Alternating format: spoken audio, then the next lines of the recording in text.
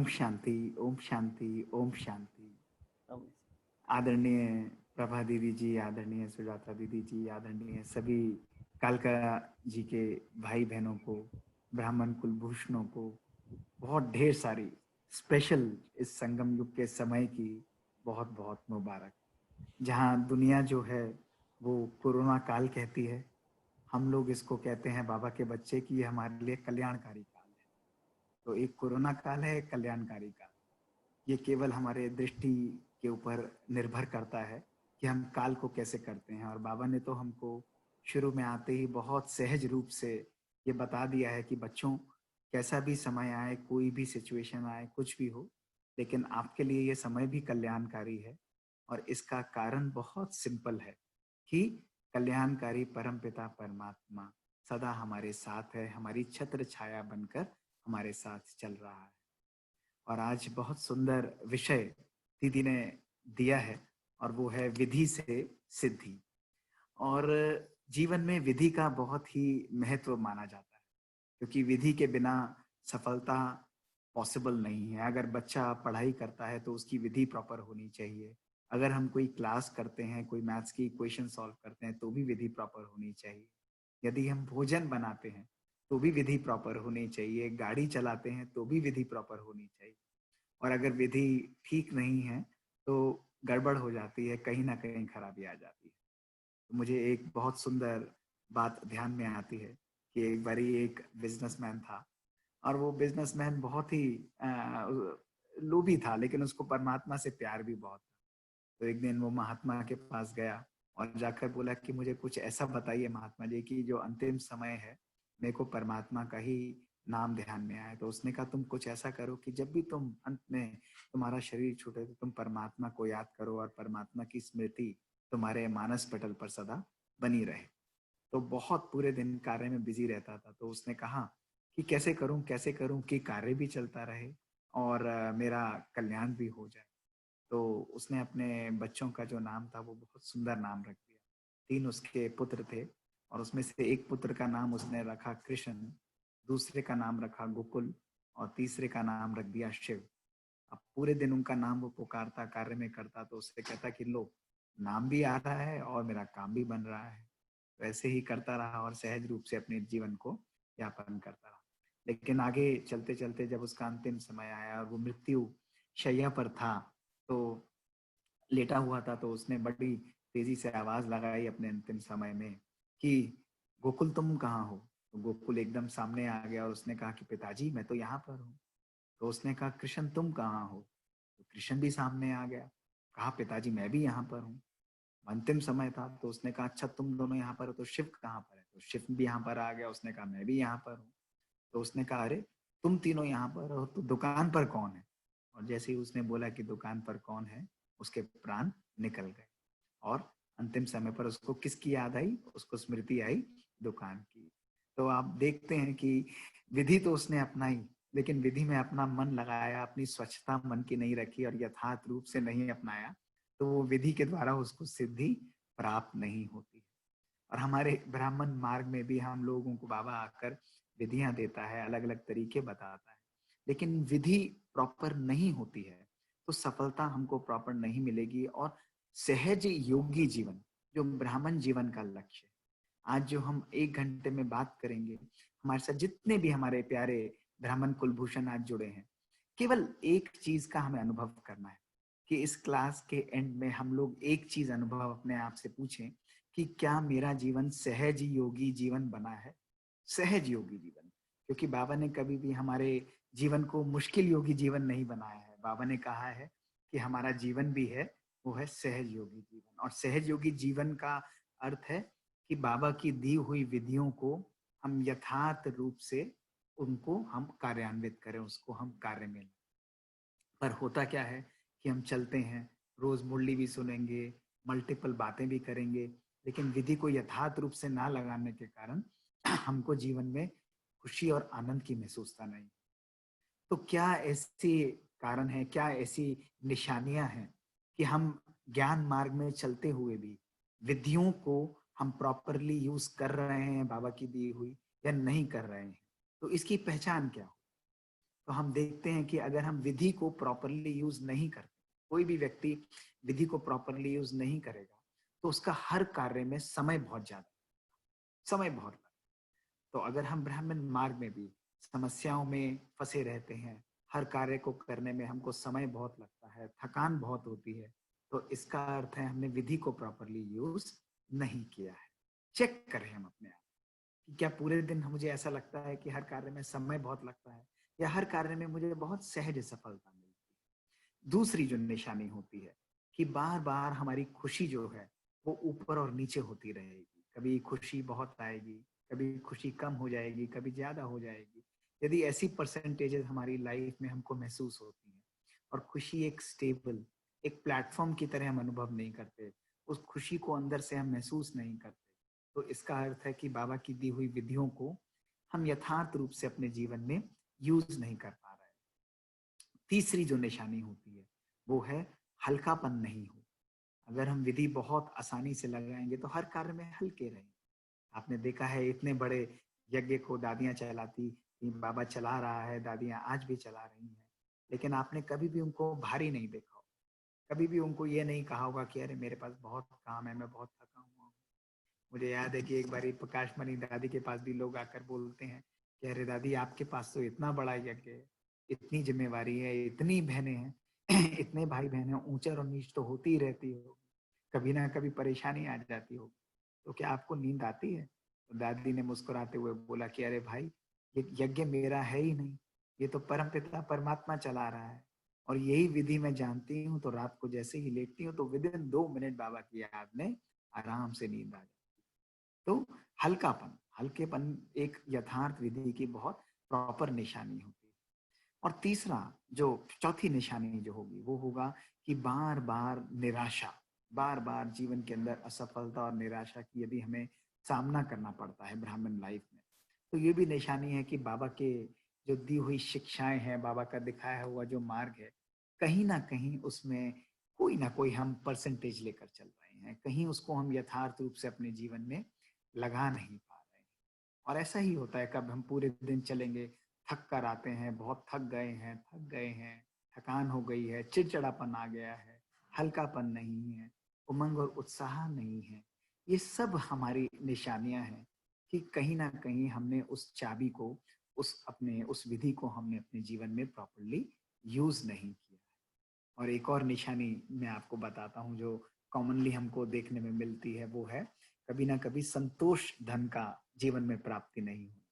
जब जीवन में हमको संतुष्टता की महसूसता नहीं होती है, जीवन में कभी ना कभी हमको ऐसा लगेगा कि संतोष नहीं है, संतुष्टता नहीं है, तो भी ये एक निशानी है कि हम लोगों ने विधियों को फॉलो तो बहुत किया है, लेकिन उसको यथार्थ रूप से अपने जीवन में कार्य में हमने नहीं लगाया है।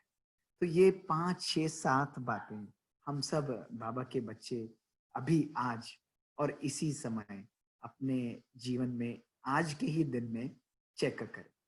क्या चेक करें? कि खुशी, हल्कापन, व्यर्थ भावों का बार बार आना, टाइम बहुत ज्यादा लगना किसी भी कार्य में, असफलता होना, निराशा आना और संतुष्टता, अंदर से संतुष्टता ना आना, ये निशानी है कि हम लोगों ने विधि को कार्य प्रॉपरली नहीं लगाया है।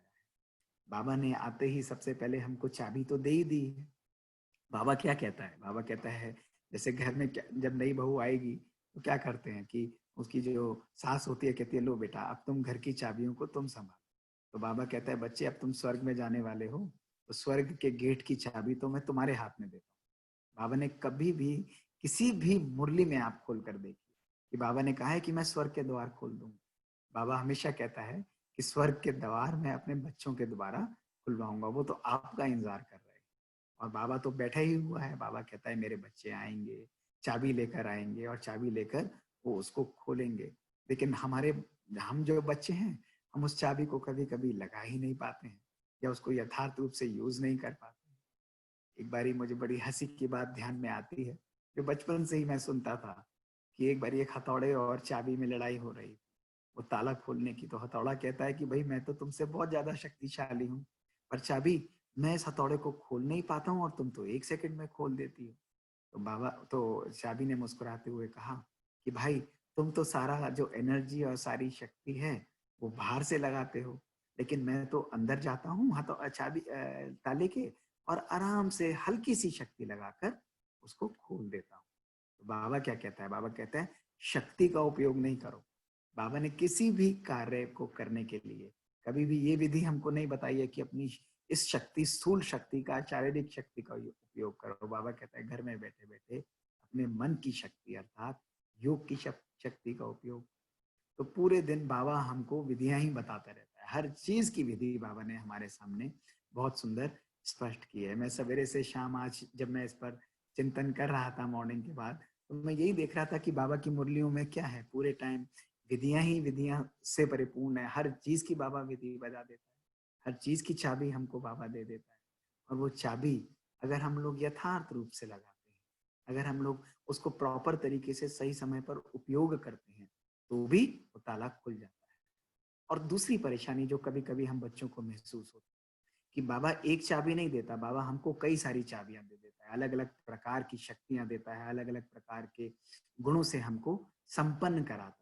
ऐसा ही होता है ना कि एक चाबी घर के अंदर नहीं होगी, एक अलमारी के लिए ये, उसके लिए ये होगी। तो बाबा कहता है कि हाँ, मेरे बच्चे भी क्या करते हैं, जहां पर सहन शक्ति की चाबी लगानी है वहां सामना करने की शक्ति की चाबी लगा देते हैं।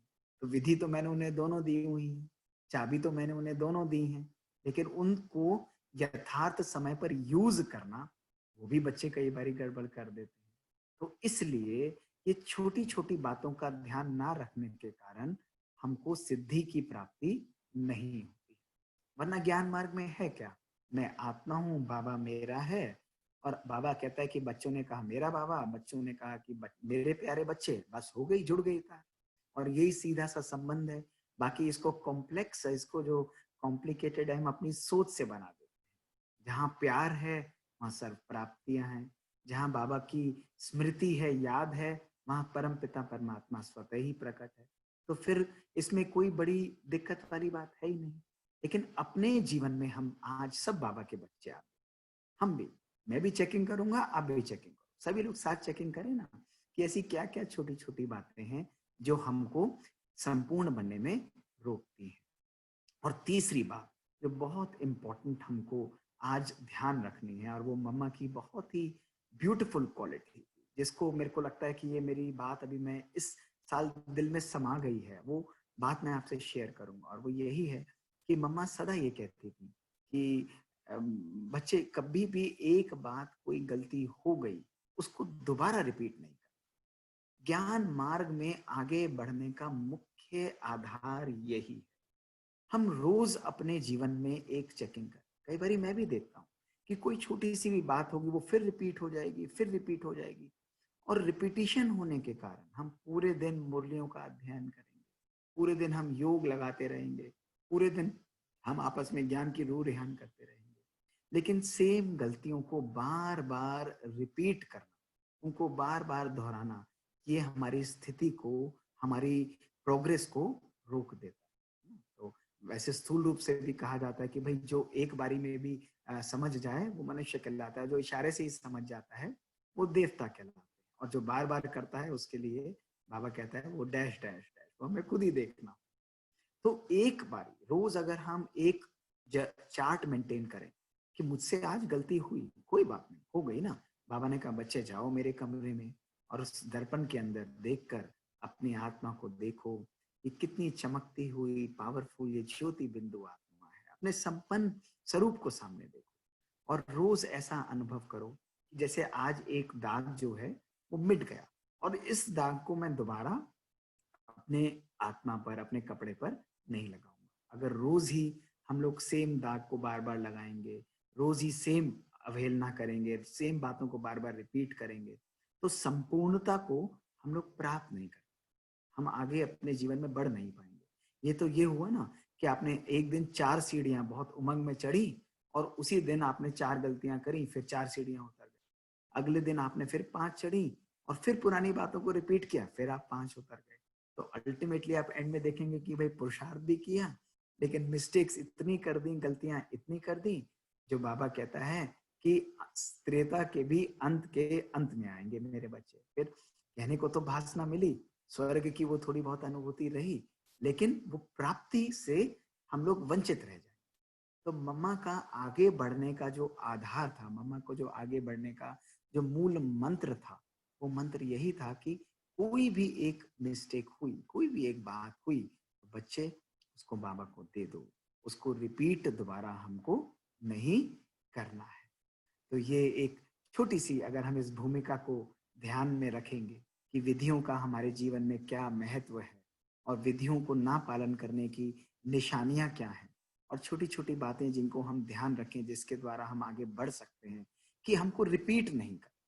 कोई भी मिस्टेक मेरे जीवन में आज मुझसे हुई है, उसको मेरे को रिपीट नहीं करना है। तो आप देखेंगे कि समय पर आपको महसूसता जरूर हो। और आज समय भी ऐसा है कि आज हमको विधियों को समझना और विधियों को यथार्थ रूप से लगाना जीवन में, वो बहुत बहुत आवश्यक है।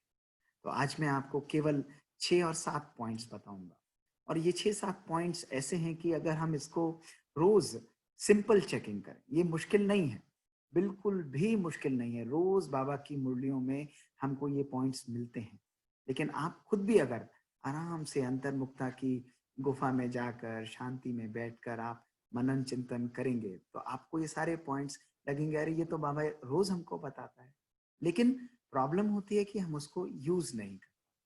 अब आज भी आप देखिए तो बाबा ने क्या बोला, बाबा ने 3 स्नेह के कितने सुंदर बंधन बताए, वो संबंध बताए, लेकिन बाबा ने तीनों बच्चों को इंपॉर्टेंस दी। बाबा ने कहा थर्ड कैटेगरी के भी जो मेरे स्नेह के बच्चे हैं, स्नेही बच्चे हैं, वो भी नॉर्मल जो इस दुनिया के व्यक्ति हैं उनसे बहुत बहुत अति श्रेष्ठ। तो बाबा ने कितनी सुंदर विधि बताई कि प्राप्तियों का आधार है स्नेह, प्यार है।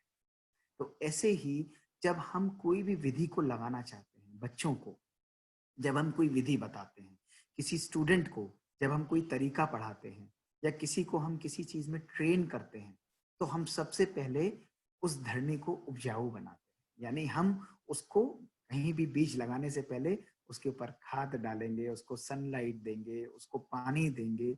इसी प्रकार से बाबा जब हम बच्चों को अपनाता है, तो सबसे पहले विधि को कार्यान्वित करने के लिए श्रेष्ठ स्वमान में हमको स्थित करता है। बाबा क्या कहता है, बाबा ये नहीं बोलेगा लो बच्चे तुम तो आओ, सहन शक्ति को धारण करो, सामना करने की शक्ति को धारण करो, निश्चय बुद्धि रहो, अमृत वेला करो। नहीं, बाबा सबसे पहले हमको आके बोलता है कि तुम कल्प पहले वाली वही श्रेष्ठ विजयी आत्मा है, तुम मेरे बच्चे हो, तुम वो हो जिनको स्वयं परम पिता परमात्मा आकर चुनता है। तो रोज सवेरे उठकर, मॉर्निंग में बिस्तर से उठते ही सबसे पहले ये श्रेष्ठ स्वमान की स्मृति का तिलक कि मैं कौन हूं, कल्प पहले वाली वही विजयी आत्मा हूं। तो ये स्मृति का तिलक जब हम लगाएंगे, तो बाबा की सारी विधियों को ग्रहण करने का, बाबा की सारी विधियों को अपने जीवन में अपनाना हमारे लिए बहुत सहज हो जाएगा, हमारे लिए मुश्किल नहीं रहेगा। पहले अपने आप को, क्यों हम विधियों को यूज नहीं कर पाते, पता नहीं मुझसे होगा या नहीं होगा, बाबा तो कहता है पर मुझे अपने आप थोड़ा महसूस नहीं होता है। तो ऐसी ऐसी बातें हम अपने आप में खुद ही कमजोरी के संकल्प ले आते हैं। प्रभु कह रहा है, परमात्मा कह रहा है, भगवान कह रहा है, विश्व का रचयिता कह रहा है कि तुम श्रेष्ठ आत्माएं हो और विजयी आत्मा हो, और विजय तुम्हारा जन्म सिद्ध अधिकार है। और हम कह रहे हैं पता नहीं हम हो पाएंगे नहीं हो पाएंगे। वो कह रहा है मैं तुम्हारा हाथ पकड़ने के लिए बैठा हुआ हूँ, तो मैं विजय, अगर वो कह रहा है कि तुम विजयी आत्माएं हो, तो इसका अर्थ है कि वो तुम्हें शक्ति भी तो दे रहा है ना हमको, कि मैं तुमको विजयी आत्मा बनाऊंगा, तुम्हारा हाथ पकड़ के तुमको आगे लेकर उड़ा कर ले जाऊंगा। लेकिन फिर भी हम उस सुमान की स्मृति नहीं लगाते, हम सुमान की स्मृति का वो जो तिलक है वही हम नहीं लगाते हैं। तो सबसे पहली जो विधि है जो बाबा के इस ज्ञान मार्ग में आगे जाने के लिए है, वो है रोज हमको श्रेष्ठ समान और श्रेष्ठ स्मृति का तिलक लगा। जैसे ही हम लोग ये तिलक लगाते हैं, हम ऊंचे आसन पर बैठते हैं। देखा ना, ऊंचे आसन पर, आसन नीचा नहीं है। ऊंचे आसन पर बैठने का अर्थ क्या है कि हम दुनिया को बहुत दूर से देखते हैं, परिस्थितियों को चारों तरफ से देखते हैं। अगर हम उस परिस्थितियों के बीच में फंस कर देखेंगे, तो कभी ना कभी हम भी फंस जाएंगे, और परिस्थिति का कीचड़ जो है वो आकर हमको भी गंदा कर देगा। लेकिन बाबा क्या करता है, बाबा डिटैच रहता है, बाबा दूर से देखता है। तो बाबा कहता है तुम भी आकर श्रेष्ठ ऊंचे आसन पर या मेरे दिल तक पर आकर बैठ जाओ और नीचे तमाशा देखो। दूर से जब हम देखेंगे तो उस परिस्थिति का यथार्थ एनालिसिस, उस परिस्थिति को एनालाइज हम लोग बहुत सहज रूप से कर पाएंगे। अभी कहते हैं ना कि जिसको हम कहते हैं कि साक्षी दृष्टा, साक्षी दृष्टा की स्थिति ऐसी है जहां हमारी निर्णय करने की शक्ति बहुत पावरफुल है। लेकिन जब आप परिस्थितियों में फंस जाते हैं तो हमारी निर्णय करने की शक्ति कम हो जाती है, क्योंकि हमारे चश्मे पर एक धूल सी आ जाती है। तो समान पर स्थित रहना और बाबा के दिल तक पर बैठना, ये बहुत सहज और सिंपल आधार है, कदम है कि जो अगले 6-7 कदम मैं आपको बताऊंगा, 6-7 चाबियां जो बाबा की ही दी हुई है, बाबा की ही बात जो आपको बताऊंगा, जिसको आप सहज रूप से अपने जीवन में यूज कर पाए ना। तो सबसे पहला जो आधार है, सबसे पहला जो जीवन में बाबा ने दी है कि कौन सी ऐसी चाबी है, कौन सी ऐसी विधि है जो बाबा ने हमें दी है, वो है बैलेंस मेंटेन। बाबा कहता है ब्राह्मण आत्माओं को मैं ये नहीं कहता हूं कि तुम जीवन में बैलेंस नहीं लाओ। अति बैलेंस का जीवन में बहुत महत्व है। आप कुछ भी देखेंगे, कहीं पर भी देखेंगे, और बैलेंस को अलग अलग मायने होते हैं। अगर हम नॉर्मल लोगों के लिए बैलेंस देखें तो नॉर्मल लोग क्या करेंगे, आप लकड़ी लेने जाएंगे, चांदी लेने जाएंगे, या वो लेने जाएंगे, सब्जी लेने जाएंगे, तो सब्जी को आप तोल देंगे, एक जगह 1 किलो है, एक जगह जो बट्टा है 1.25 किलो का भी है, एक जगह 1 किलो 100 ग्राम 50 ग्राम है, कोई फर्क नहीं पड़ता। 150 ग्राम ऊपर नीचे हो, कभी कभी हम बोल भी देंगे लेकिन हमारे ऊपर ज्यादा असर नहीं करता। लेकिन जब यही बैलेंस हम इसको यथार्थ रूप से देखें कि ये हीरे और सोने के रूप में हम यूज करते हैं, तो उस बैलेंस के मायने एकदम बदल जाते हैं। वहां पर एक्यूरेसी बहुत चाहिए, वहां पर हमको 0.0001% का भी एरर नहीं चाहिए होता है। तो इसलिए जब भी हम कोई ऐसी कीमती चीज लेते हैं तो बैलेंस का मेंटेन करना, उसको यथार्थ रूप से अपने जीवन में फॉलो करना तो बहुत इंपॉर्टेंट होता है।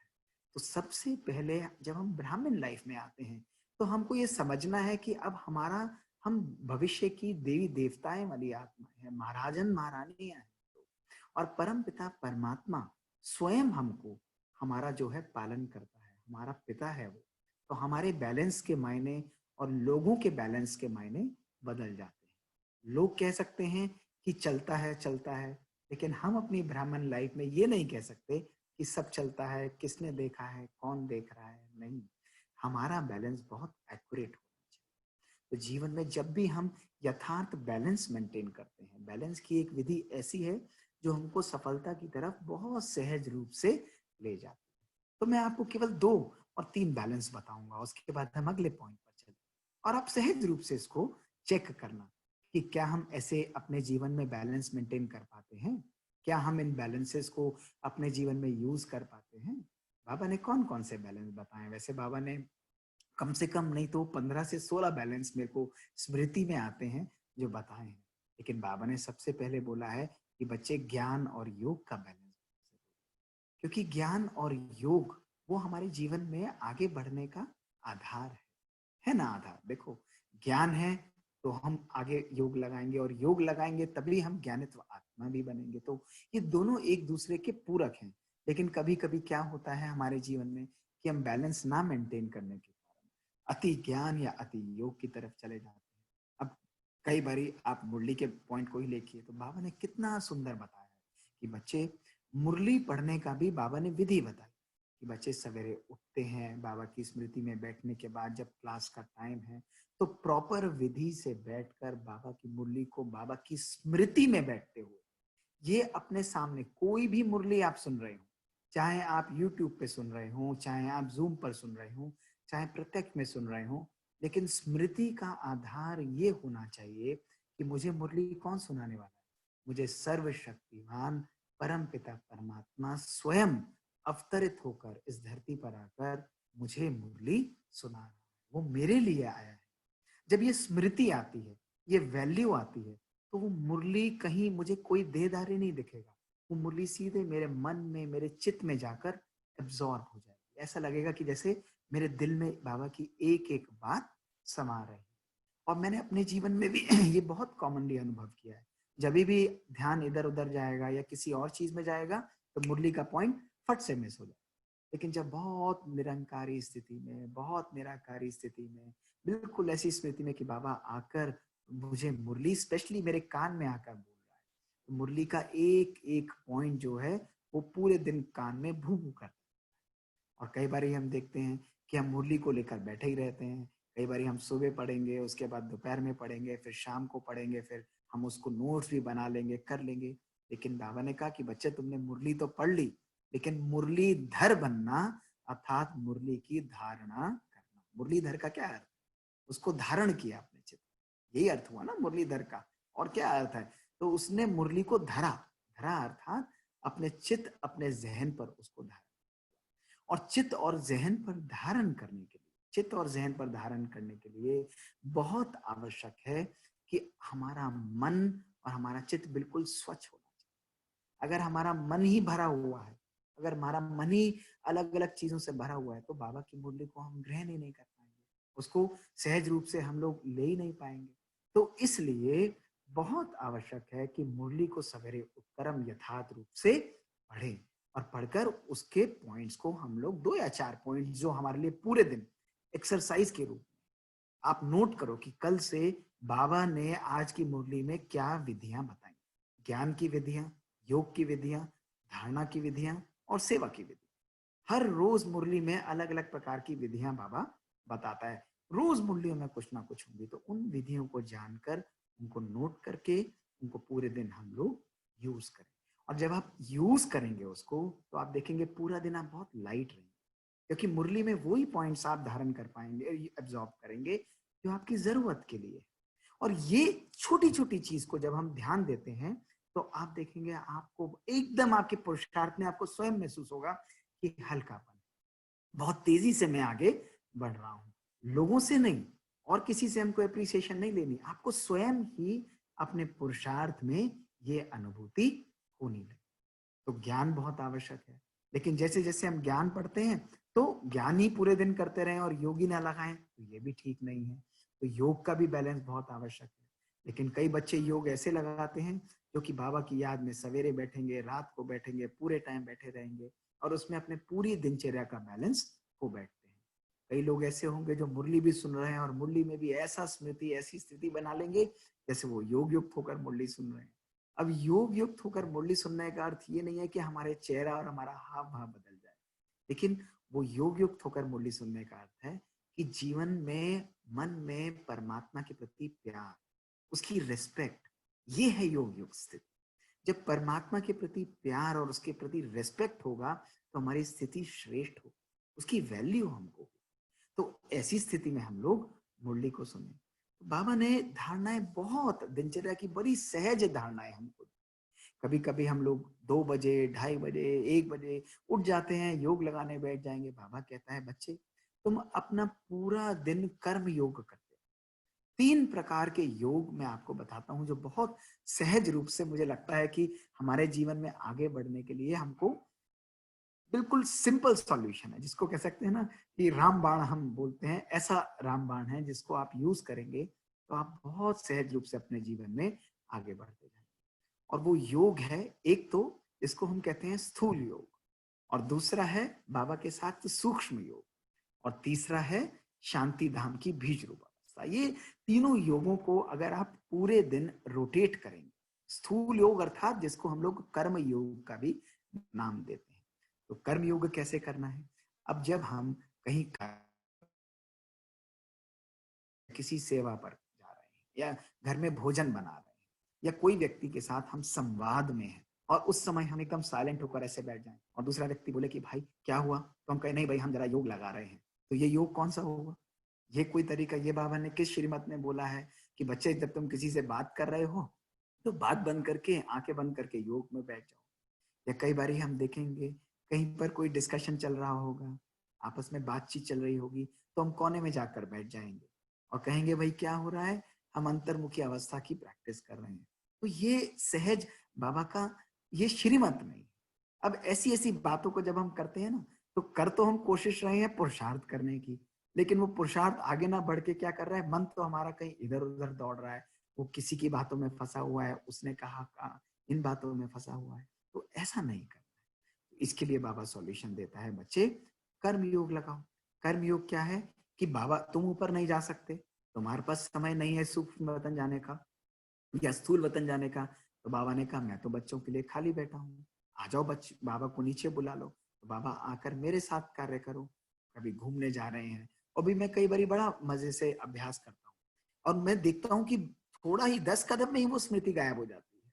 अभी कल मैंने सोचा कि एक 100 मीटर का लैप, तो 100 मीटर पे मैंने स्मृति लाई कि मैं देखता हूँ 100 मीटर तक मुझे बाबा की अभ्यास निरंतर याद बनी रहेगी, तो बाबा को सामने लाकर मैं वॉक करूंगा।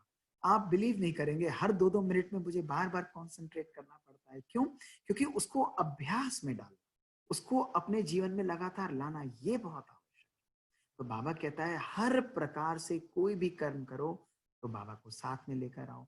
ये होता है स्थूल योग, यानी बाबा के साथ कर्म करते हुए परमात्मा के साथ की अनुभूति। ये है ब्यूटीफुल कर्म। कोई भी कर्म कर रहे हैं, कोई भी कर्म, आप स्नान आदि कर रहे हो तो क्या कर रहे हैं कि ये ज्योति बिंदु परम पवित्र आत्मा है, तो जिस मंदिर में इस आत्मा ने विराजमान होना है, तो उस मंदिर की मैं सफाई कर रहा हूँ। ऐसा हम चिंतन ले आते हैं। फिर जब हम घर से बाहर निकले तो बाबा को साथ लेकर निकले हमेशा। कितना सिंपल है कि बाबा चलो आप मेरे साथ कार्य पर चलो, चलो बाबा आप मेरे साथ खाना बनवाओ, चलो बाबा आप मेरे साथ सब्जी लेकर आओ। तो बाबा कहता है मैं तो 1000 भुजाधारी हूँ, तो मुझसे जो भी कार्य कहेगा, लेकिन उसमें प्यार की भावना, शुद्ध और संपूर्ण भावना होगी, तो बाबा कहता है मैं तेरे को वो अनुभव जरूर कराऊंगा। तो ये होता है स्थूल योग, ये बहुत आवश्यक है। इसके साथ दूसरा योग जो हमको जब भी समय मिले, जब हम लाइट हैं, रिलैक्स्ड हैं, तो अपने सूक्ष्म शरीर को अपने सामने इमेज करो, अपने संपूर्ण शरीर। कभी देखते हैं अपने संपूर्ण शरीर को, जैसे आप हैं तो आपकी एक संपूर्ण अवस्था, एक सिंबॉलिक लाइट का जो ताज है, लाइट की जो आपका ऑरा है, आपका शेप है, इसको बाबा कहता है वो सूक्ष्म वतन में उसकी कंप्लीट इमेज, संपूर्ण अवस्था हर बाबा के बच्चे की विराजमान है। तो उसी को इमर्ज करके बाबा के साथ, ब्रह्मा बाबा के साथ हम घूमने निकल जाएं, राउंड पर निकल जाएं। अब हम उस वक्त स्थूल में नहीं निकलेंगे, उस वक्त हम निकलेंगे पूरे इस सृष्टि वृक्ष के लिए, सृष्टि के लिए हम लोग बाबा के साथ निकल जाएंगे कि पूरे सृष्टि को हमें साकाश देना है, सुख का साकाश देना है, शांति का साकाश देना है। कितनी तड़पती हुई आत्माएं हैं, दुखी आत्माएं हैं, उनके प्रति रहम की भावना रखते हुए बाबा से वाइब्रेशन लेंगे और अपने सूक्ष्म शरीर में उसको एब्जॉर्ब करते हुए पूरे वृक्ष पर, पूरे झाड़ पर, पूरी सृष्टि पर एक एक कोने में आत्माओं को इमर्ज करते हुए वो हम लोग डालते चले जाएंगे। तो ये होता है सूक्ष्म योग, जिसको हम लोग फरिश्तेपन की अवस्था बोलते हैं।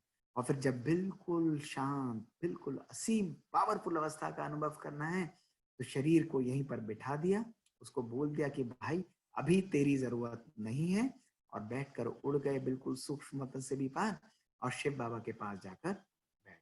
जैसे पिता होता है, उसके पास जाकर बच्चे बैठ जाते हैं ना, तो उनको स्वतः ही उसकी शक्ति की महसूसता होती है, उसकी प्यार की महसूसता होती है, उसकी शांति के वाइब्रेशंस की महसूसता होती है। तो कभी कभी जैसे यहीं पर आप बैठे हो, तो 1 सेकंड में आपने अभ्यास किया कि हम उठे बाबा, और बाबा की वो सारी शक्तियां, बाबा का जो प्यार है, बाबा की जो सारी शक्तियां, बाबा मुझे विल कर रहा है और वो मेरी आत्मा में समाये जा रही है। तो वो ड्राई अवस्था नहीं होगी, बड़ी शांति की, बड़ी गहन अवस्था होती है, जिसमें आपको, जिसको ज्वालामुखी रूप कहते हैं, जिसमें आपके सारे पाप जो हैं, जितने हमारे पुराने जन्म के विकर्म हैं, वो भस्म होते। तो इन तीनों प्रकार के योग को, इनके नए नए स्वरूप को आप अपने लिए कर सकते हो। कोई बिजनेस वाला है वो अपने लिए बिजनेस का मॉडल बनाएगा, कोई घर वाला है तो वो अपने घर के लिए मॉडल बनाएगा। तो ज्ञान और योग का बैलेंस जो है, बाबा ने बहुत सहज रूप से, केवल श्रीमद ऐसा दिनचर्या बनाए जो ब्रह्मा बाबा ने, दादियों ने अपने जीवन में फॉलो करी है। प्रकाश मणि दादी को देखो कितना एक्यूरेट उनके दिनचर्या। 10 बजे, 10 यानी बस, तो 10, 10:15 बजे बाबा दादी कहती थी सब जाके सो जाओ, और फिर 3:30 बजे सब उठते थे बाबा के बच्चे, 3:45, 4 बजे योग में आ जाते थे, लेकिन फ्रेश होकर पावरफुल योग लगा, और पूरे दिन फिर कर्म योग की महसूसता, कर्म योग की अनुभूति करते थे। अब जब ये कर्म योग होगा, कभी कभी सूक्ष्म फरिश्ता स्वरूप होगा, कभी कभी बीज रूप की अवस्था होगी, तो क्या होगा, आपका योग का चार्ट स्वतः ही बढ़ता चला जाएगा। फिर हम बहुत एफर्ट लगाएं कि 10 बजे भी बैठ गए, रात को 12 बजे उठकर बैठ गए, कोई 1:30-2 बजे उठकर बैठ गए, और फिर हम लोग सवेरे उठकर सो रहे हैं मुरली में, और फिर पूरे दिन भी हम थका थका महसूस कर रहे हैं, तो फिर ये तो सब न्यूट्रलाइज हो गया ना।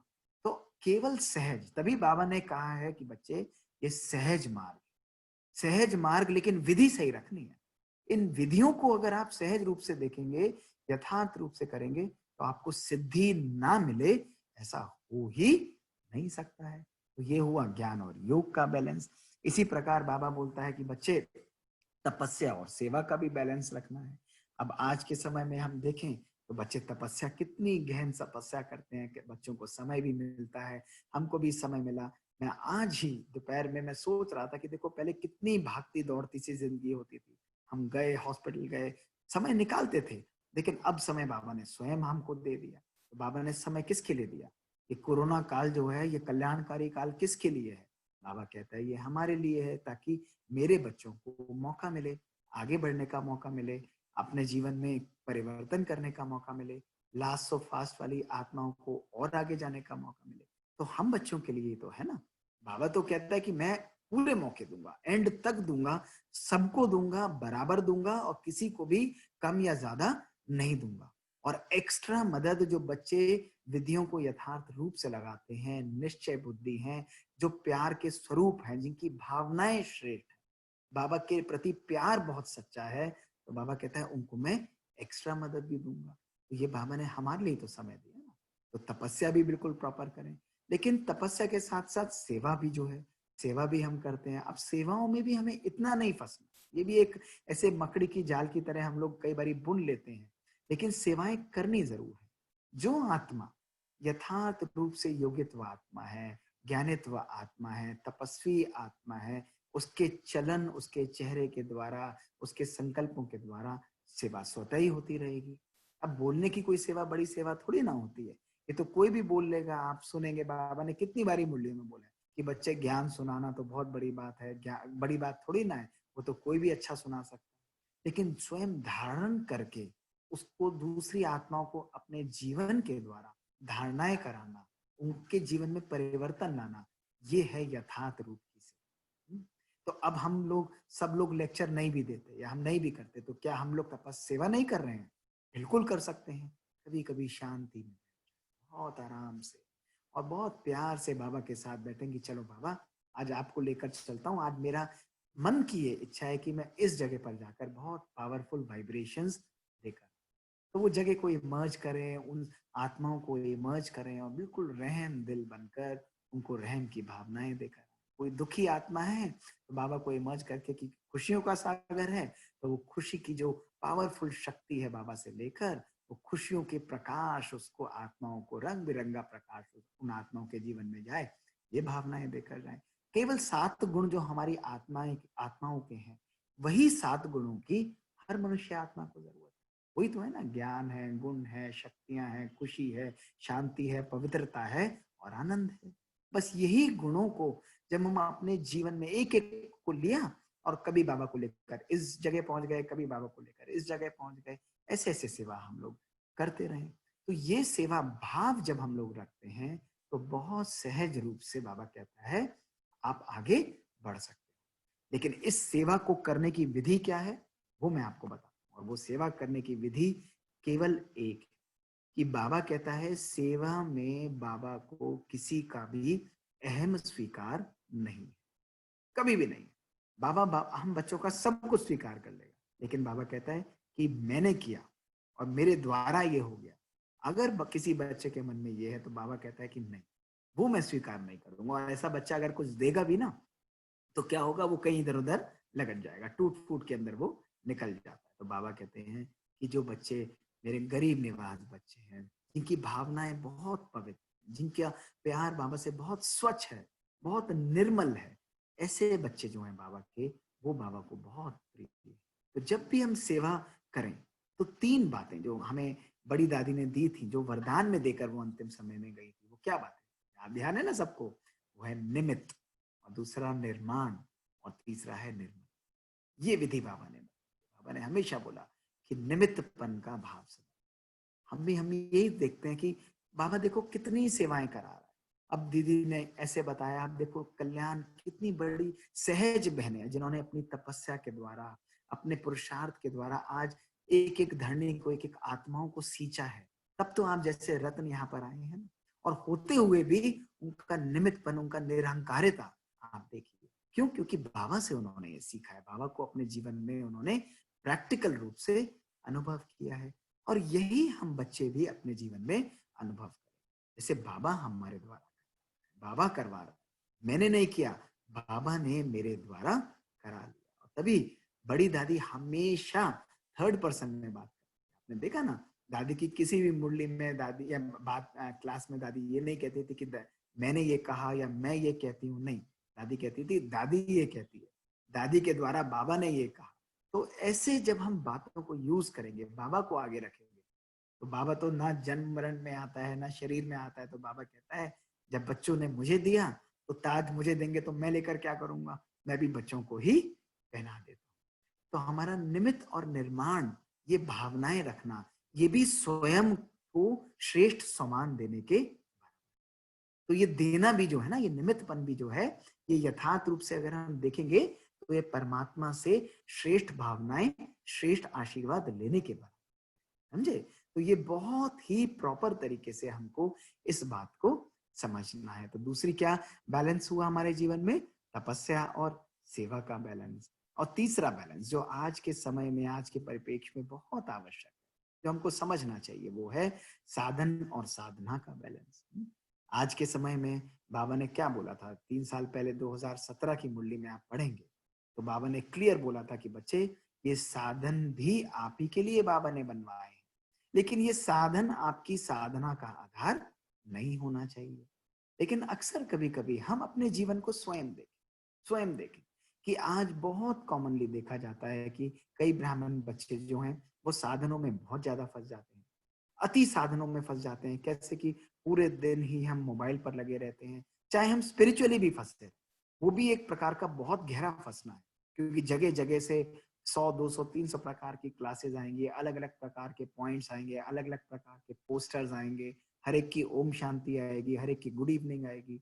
और फिर हम अपना जितनी आएगी, जितना समय हम देंगे, उतना ही समय उसको सुनने में लगाएंगे, उतना ही समय हम दूसरों को फॉरवर्ड करने में लगाएंगे। पूरा दिन क्लासेस में ही निकल जाएगा। कई बार हम देखते हैं एक ही दिन में 8-8, 9-9 क्लास हम सुन लेते हैं। तो क्या हुआ कि हमने साधनों को यूज तो किया, लेकिन उनको जीवन में अति यूज करने के कारण हमने अपने स्वयं के पुरुषार्थ के लिए, मनन और चिंतन के लिए समय नहीं निकाला।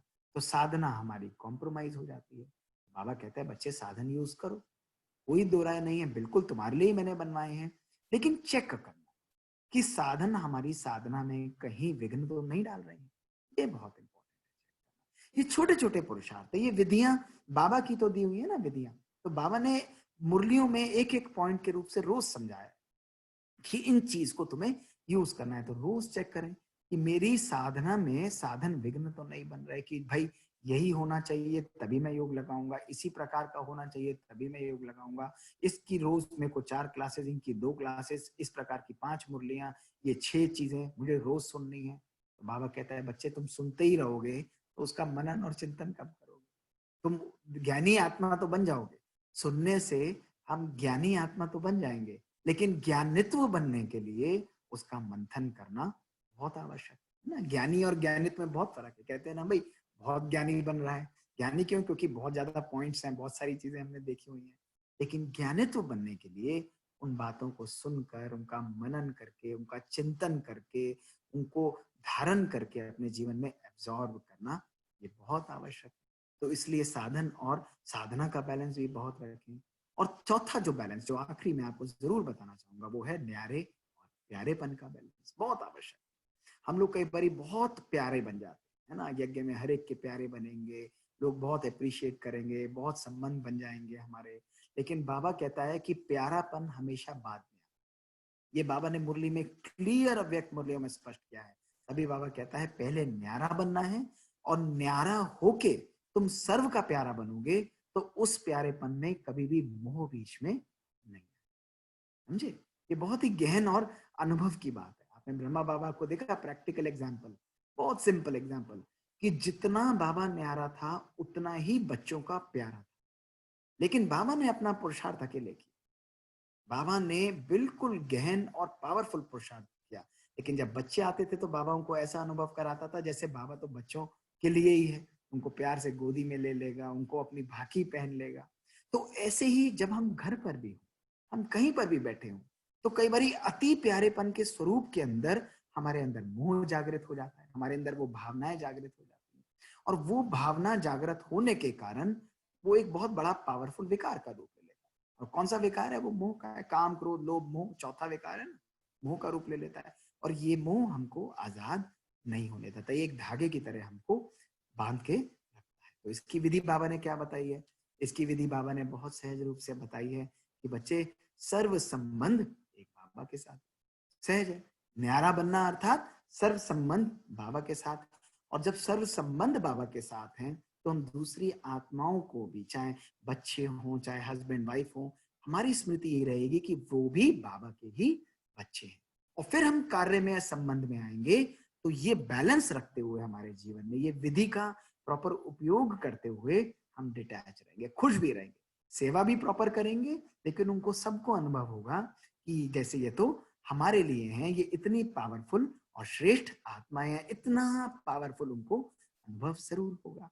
तो ऐसे से छोटे छोटे जब हम बैलेंस रखेंगे, ज्ञान और योग का, तपस्या और सेवा का, साधना और साधन का, न्यारे और प्यारेपन का, तो बैलेंस एक ऐसी विधि है जो हमको सहज रूप से आगे बढ़ा देती है ना।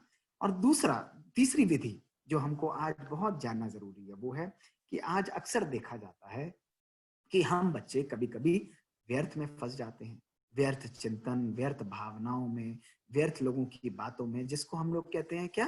पर चिंतन है, पर दर्शन है और पर मत है ना। इनका बोझा हम लोग अपने सर पर लेकर चलते रहते हैं। तो जब भी हम दूसरों के बारे में चिंतन करेंगे, दूसरों के बारे में दर्शन करेंगे, उनको देखेंगे, ज्ञान मार्ग में भी होते हुए हम देखेंगे, अरे वो तो बहुत आगे जा रहा है, या अरे वो तो बहुत पीछे है। तो उनके पुरुषार्थ को देखते हुए अपने पुरुषार्थ को इन्फ्लुएंस करना, ये भी एक व्यर्थ।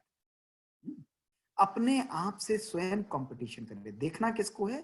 बाबा को देखना है, मम्मा को देखना है, दादियों को देखना है, जो बहुत बड़े हैं उनके पुरुषार्थ को देखना। और कभी भी ऐसा नहीं सोचना है कि वो तो बहुत आगे है, नहीं, उनका बहुत काल का है। लेकिन बाबा ने बोला है, मेरे प्यारे बच्चे, तुमको भी मैं इक्वल चांस दे रहा हूं। ये कल्प का, ये गेम का ही इतना सुंदर ब्यूटी है कि इसमें लास्ट के बैट्समैन को भी उतना ही चांस मिलेगा, क्योंकि उसमें शक्ति बहुत पावरफुल होगी। उसके एक एक स्ट्रोक में, उसके एक एक पावर में बाबा की एक्स्ट्रा मदद उसको मिलेगी। तो इसलिए बाबा ने कहा कि पर दर्शन नहीं, पर दर्शन को स्वदर्शन में परिवर्तित कर दो। पर चिंतन नहीं, पर चिंतन को स्वचिंतन में परिवर्तन कर दो। और पर मत नहीं, उसको किस में परिवर्तन करना है? हमको श्रीमत में परिवर्तन करना है, श्रेष्ठ मत में परिवर्तन करना है। ये बाबा की विधि दी हुई है। लेकिन हम इन विधियों को यथार्थ रूप से ना करने के कारण एक ही दिन नहीं, मैं आपको कहता हूं कुछ घंटे में ही अगर आप चेकिंग करेंगे तो आपको स्वयं दिख जाएगा कि कितना समय हमारा पर चिंतन, पर दर्शन में और दूसरों की बातों को फॉलो करने में हम लोग आज भी इस समय पर भी लगा देते। क्यों कहा, किसने कहा, कैसे कहा, क्यों, ऐसा तो नहीं होना चाहिए, लगता तो नहीं है, ऐसा दिखता तो नहीं है, ये सब व्यर्थ है। क्या, क्यों, कैसे, ये तीन बातें जो है, क्या, क्यों, कैसे जो है, ये तीन बातें हमारे पुरुषार्थ में बहुत पावरफुल ब्रेक का काम, बहुत पावरफुल ब्रेक का। और इसको एक्सीलेटर के रूप में दबाने के लिए बाबा ने कहा है कि बच्चे फुल स्टॉप लगा दो, सिंपल। कोई भी क्या, मुझे नहीं पता, मुझे नहीं करना। कोई कुछ भी कर रहा हो, कैसा भी कर रहा हो, मुझे तो अपने पुरुषार्थ की तरफ ध्यान देना है। और जब हम इतना प्यार से चेकिंग रखते हुए, पुरुषार्थ करते हुए चलेंगे तो आप देखेंगे आप बहुत पावरफुल तरीके से आगे बढ़ते चले जाएंगे, आप एकदम तेजी से आगे जाएंगे, है ना। तो व्यर्थ में फंसने की बजाय ये सारा जो टोकरा है ना, बाबा ने क्या बोला था एक बारी मुरली, 2009 की मुरली पढ़िएगा, नवंबर की, बाबा ने क्या बोला कि जितना भी व्यर्थ चिंतन का टोकरा है, जो भी बातें आप अपने सर पर ढोकर चलते हो, तो बाबा कहता है सवेरे सवेरे रात को उठकर बाबा को दे दो। बाबा ये सब टोकरा आप ले लो, मैं तो हल्का हूं। बाबा कहता है मैं तुम्हारे पीछे चल रहा हूं ना, मैं तुम्हारा पिता हूं। इसकी विधि है कि बोझा मुझे ढोना ही नहीं है। बाबा कहता है मैं उठाने को बैठा हुआ हूं, लेकिन बच्चे कहते हैं नहीं बाबा मैं ही उठाऊंगा, और मैं भी अपने साथ किसी और आत्मा से भी उठवाऊंगा। तो बाबा कहता है जब ऐसा करते हैं तो बाबा फिर बहुत प्यार से मुस्कुराता हुआ साक्षी हो। तो इसलिए ऐसे समय पर व्यर्थ से बचने के लिए बाबा को अपना साथी बनाना आवश्यक है। तो साथी की ये चाबी सदा अपने साथ रखो, स्वचिंतन की चाबी, स्वदर्शन की चाबी। इससे हम लोग व्यर्थ चिंतन को समाप्त करेंगे, है ना? और चौथी बात कौन सी है? चौथी बात जो बहुत पावरफुल चाबी हमको आज जरूरत भी है, जिसकी आज बहुत हमको आवश्यकता है, वो है संकल्पों का।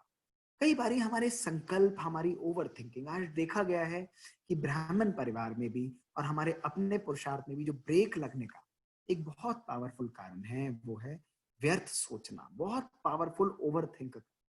बहुत सोचने की आदत भी जो है ना, वो हमारे मन को बहुत थका देती है। ये मैं अपने अनुभव से भी आपको बता कि कई बार हर चीजों को एनालाइज करना, टू मच एनालाइज करना, मैं देखता हूं कि वो कहीं ना कहीं मेरे मन को, मेरी स्थिति को बहुत भारी कर। लेकिन जैसे ही इन व्यर्थ संकल्पों के चक्रव्यूह से मुझे बाहर निकलना है, व्यर्थ संकल्पों के इस नेगेटिव चक्रव्यूह से बाहर निकलने के लिए, इस ओवर थिंकिंग के चक्रव्यूह से बाहर निकलने के लिए बाबा ने बहुत सहज चाबी दी है। और वो सहज चाबी है एकांतवासी, अंतर्मुखी बनना। सिंपल, बाबा कहता है पूरे दिन कभी कभी एकांत में चले। एकांत अर्थात एक तो बिल्कुल एकांत जहां कोई साइलेंस, बिल्कुल कंप्लीट साइलेंस हो। दूसरा एकांत क्या होता है? एक के अंत में चले जाओ। कौन है एक? हमारा पिता, हमारा बाबा है एक। तो उसके अंत में उसके गुणों को देखें, उसके कार्यों को देखें, उसको साथ उसका अनुभव करें।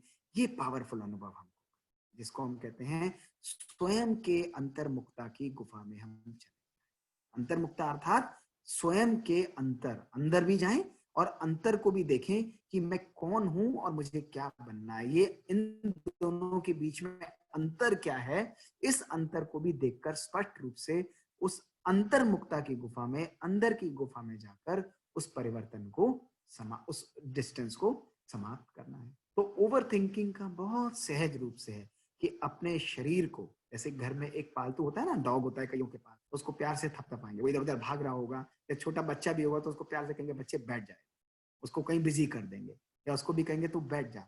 ऐसे ही कभी कभी जब बैठे हैं अंतर्मुक्ता में तो शरीर को बिठा, उस वक्त शरीर को बिठाने का अर्थ क्या है? शरीर को जैसे हम लोग बिल्कुल मृत और ऐसी अवस्था में हम लोग ले जाए, बिल्कुल ले जाकर, और फिर आपकी आत्मा जैसे आजाद, बिल्कुल मेरा मन, उसका मालिक तो मैं स्वयं हूं, और मन के संकल्पों द्वारा उड़ान बढ़ो। कभी अपने मन के अंदर चले गए, कभी बाबा के पास चले गए, कभी स्वर्ग में चले गए। तो बाबा फिर कहता है ये अभ्यास सारे करने हो, है ना? कौन कौन से अभ्यास बाबा ने बताए हैं?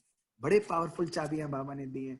जब भी बच्चे आपको परेशानी लगे, आपको बहुत बहुत ऐसी बातें लगे, तो आप कभी कभी बाबा के शांति स्तंभ पर चले जाओ। कोई व्यर्थ की संकल्प आए तो बाबा कहता है बच्चे पुराने अपने बाबा के छोटे भवन में चले जाओ, है ना, जिसको बाबा कहता है कि पुराना हॉल है, छोटा हॉल, उसमें चले जाओ। जब बहुत बहुत बाबा से प्यार की अनुभूति करनी है तो बाबा के कमरे में चले जाओ, फिर बाबा की कुटिया में चले जाओ। तो ये रोटेट करते रहो। अब यहीं बैठे बैठे आप देखो, एक सेकंड भी नहीं लगेगा। हम बाबा के बच्चे हैं, जैसे शांति स्तंभ गए, बिल्कुल लाल लाइट, पावरफुल प्रकाश है हमारे सामने, है? वो अनुभूति जैसे बाबा की पावरफुल किरणें और वाइब्रेशंस जो हैं, वो शांति की किरणें हमको तृप्त करती चली जा रही है। वो किरणें हमने ली और फिर बाबा की स्मृति में ही रहते रहते बराबर में ही हम लोग 3 सीढ़ियां चढ़कर उस छोटे हॉल में चले गए। अब आप देखो, एक तरफ बाबा बैठे हैं और एक तरफ मम्मा बिल्कुल शांति से बैठी, और इमर्ज करके उनकी पावरफुल दृष्टि लो। सारी संकल्प व्यर्थ जो है वहां पर समाप्त हो गए। वहीं पर छोड़कर बाबा ने मुस्कुराते हुए हमको अपने कमरे में बुला लिया। बाबा के कमरे में चले गए। अब बाबा वहां पर बाहें खोलकर प्यार से, हमारे पिता का कमरा है, बाबा की बाहों में जाकर समा जाओ, प्यार से चले गए। कितना डीप स्नेह का अनुभव हो रहा है ना? और वहां से निकलकर फिर बाबा ने कहा आओ बच्चे, पत्र में लिखता हूं तो आओ मेरे साथ बैठो। बाबा की कुटिया में चले गए, तो वहां पर बाबा का अनुभव करें। तो ऐसा अभ्यास कितना समय लगे? मुश्किल से आपको 30 सेकंड भी नहीं लगे। इसी प्रकार से जब इसका अनुभव नहीं करना, स्थूल का नहीं, तो हम लोग फिर सूक्ष्म में उड़ जाए।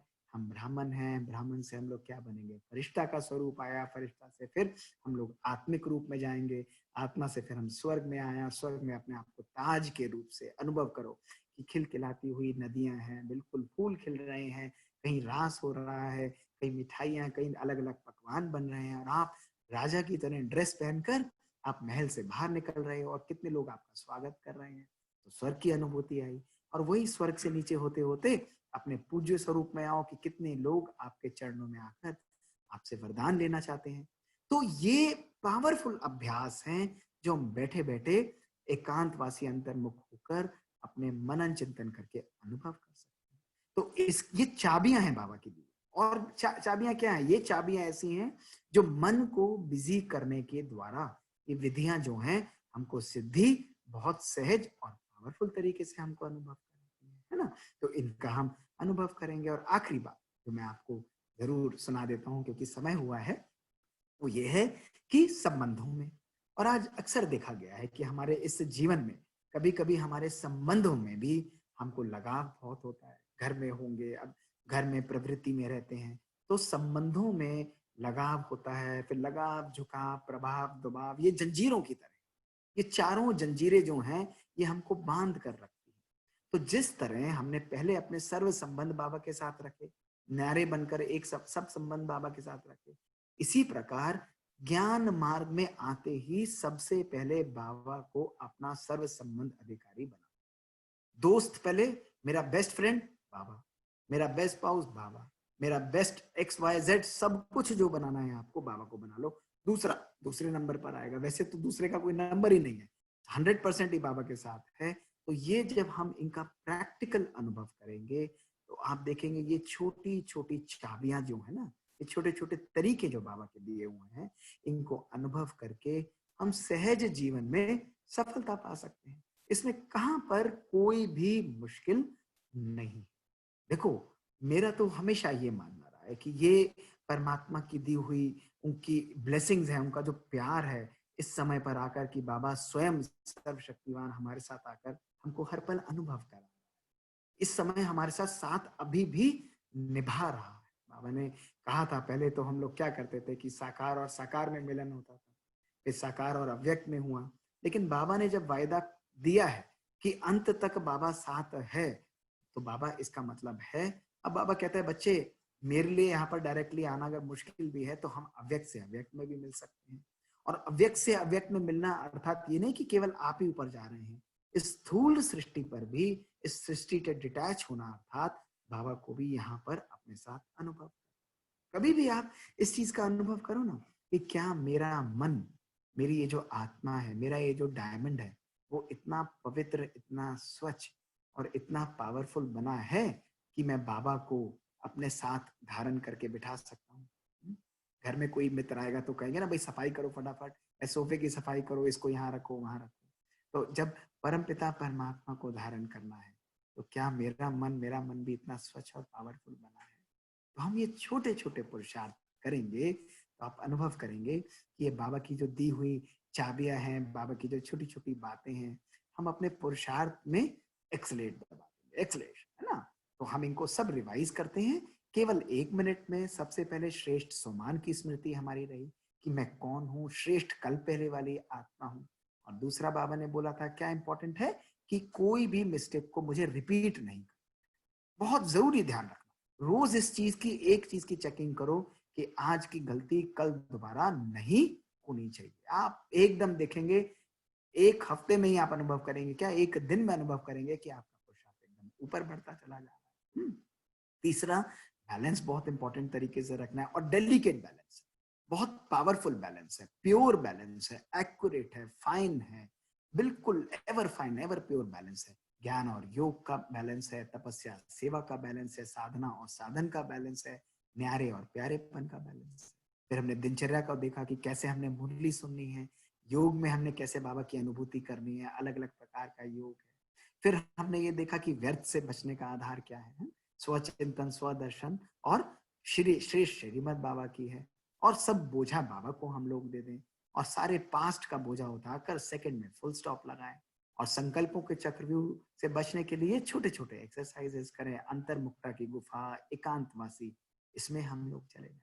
तो ऐसी ऐसी विधियों को जब हम लोग अपनाते हैं तो यही बाबा की दी हुई परमपिता परमात्मा की, हमारे पिता की दी हुई चाबियां हैं, जिसके द्वारा हम लोग सहज रूप से अपने पुरुषार्थ को आगे बढ़ा सकते हैं। और मैं समझता हूँ कि आप सब पुरुषार्थ कर भी रहे होंगे, और ऐसे ही करते करते आप देखेंगे कि एक दिन ऐसा भी समय आएगा जो बाबा हमको अपनी बाहों में भरकर प्यार से हमको इस पुरानी दुनिया से उठाकर अपने साथ ले जाएगा। और अब समय ऐसा आ भी रहा है।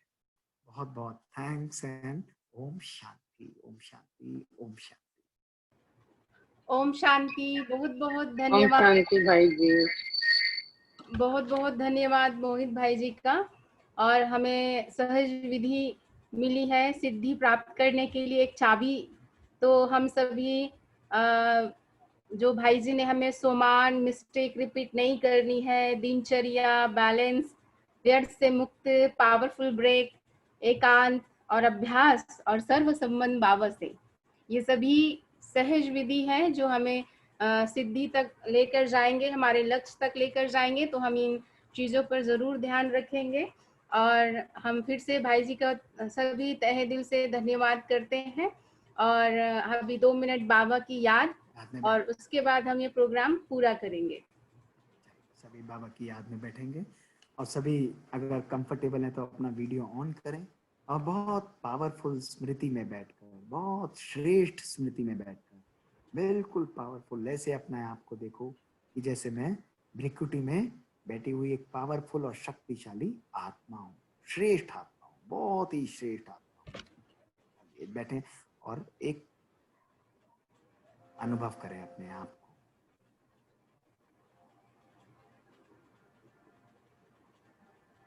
शरीर को बिल्कुल ढीला छोड़ते हुए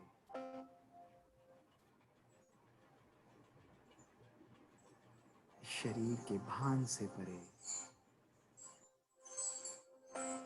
भ्रकुटी के आसन पर विराजमान मैं परम पवित्र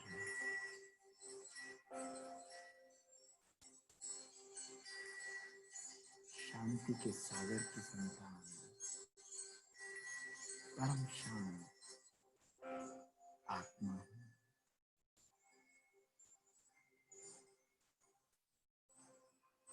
देखिए अपने प्रकाश को, अपनी ज्योति को।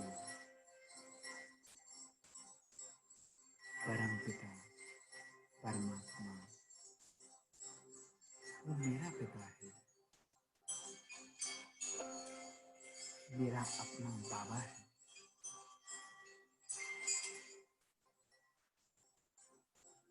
बाबा से शांति की, शक्ति की, प्यार की, पवित्रता की पावरफुल किरणें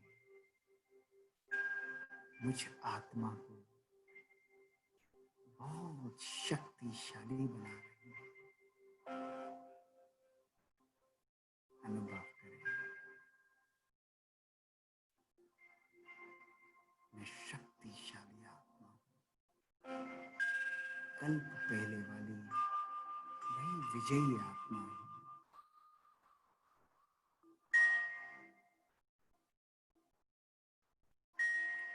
ये शक्तियां मुझ आत्मा से पावरफुल संकल्पों का रूप लेकर मेरे शरीर के एक एक सेल पर, एक एक अंग को शक्ति प्रदान कर रही है।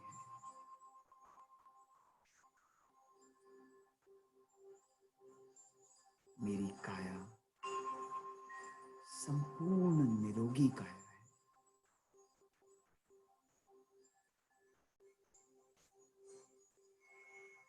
मेरा एक एक शरीर का अंग खुशी और आनंद में, परमात्मिक प्यार में, परमात्मा की याद में और स्नेह में झूम रहा है।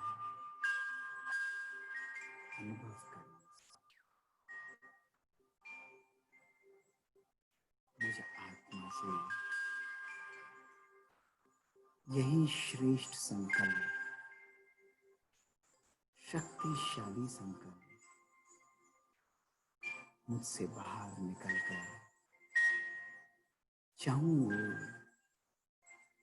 वायुमंडल को बहुत शक्तिशाली और पवित्र बना रहे हैं, अति पवित्र, प्रेम से परिपूर्ण, शांति से परिपूर्ण।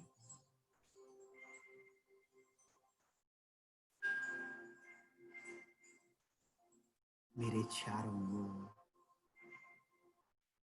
परमात्मिक प्यार का, परमात्मा की याद का एक पावरफुल ऑरा, एक प्रकाश का रूप ले चुका है। अनुभव करें इस प्रकाश को अपने आराम।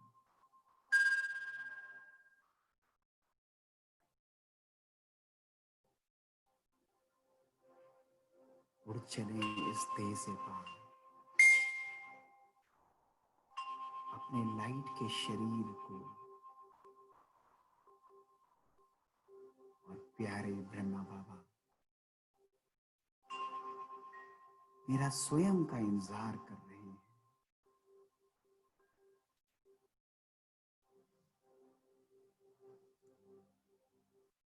बाबा वेट कर रहे हैं।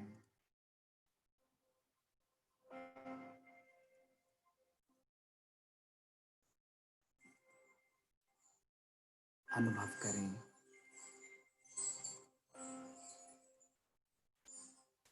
बाबा स्वयं अव्यक्त फरिश्ता रूप में मेरा इंतजार कर रहे हैं।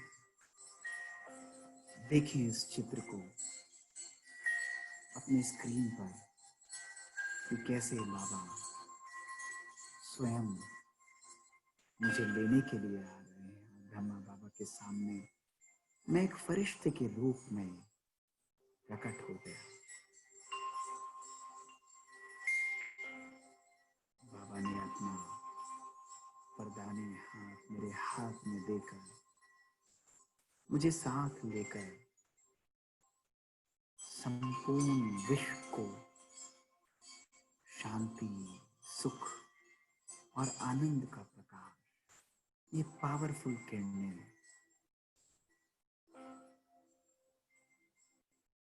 देने के लिए मैं बाबा के साथ इस विश्व के ऊपर जा रहा हूं।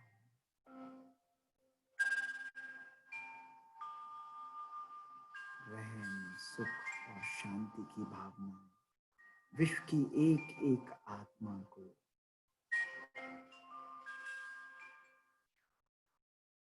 पहुंच रही है। इसी स्थिति में रहते हुए बाबा को फॉलो करते हुए धीरे धीरे अपने शरीर में वापस आए। मन बाबा के साथ है, लेकिन वापस शरीर में आते हुए अपनी आंखें खोलते हुए बहुत फरिश्ता रूप स्थिति का अनुभव करते हुए हम कार्य में आएंगे। ओम शांति, ओम शांति। ओके, ओम शांति।